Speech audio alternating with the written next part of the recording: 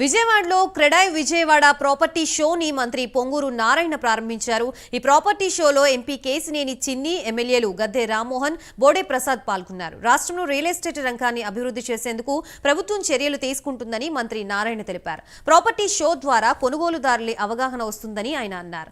ప్రతి ఏటా 2 సార్లు రియల్ ఎస్టేట్ అసోసియేషన్ల ప్రతినిధులతో సమావేశం అవుతానని మంత్రి నారాయణ తెలిపారు. గత 5 సంవత్సరాల్లో ఈ రాష్ట్రంలో రియల్ ఎస్టేట్ రంగం పూర్తిగా నాశనం అయిపోయింది. అటువంటిది మళ్ళా ఈ ప్రభుత్వం రాగానే ఎన్డీఏ ప్రభుత్వం, ముఖ్యమంత్రి నారా చంద్రబాబు నాయుడు గారు నాకు ఈ మున్సిపల్ శాఖ బాధ్యత ఇవ్వటం జరిగిన గత ప్రభుత్వం చేసిన తప్పులన్నింటినీ యాక్చువల్గా సరిదిద్దడానికే ఈ 6 నెలలు పెట్టింది. 7 నెలలు, రేపు 12వ తేదీకి 7 నెలలు అవుతుంది.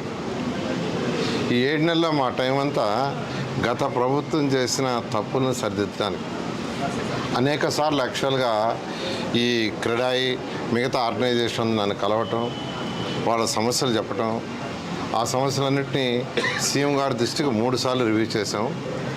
ఆ తర్వాత ఇతర రాష్ట్రాలకు పంపించి ఆ రాష్ట్రాల్లో ఉన్న బెస్ట్ ప్రాక్టీస్ అన్నింటినీ స్టడీ చేయించాం, కమిటీలు వేసాం.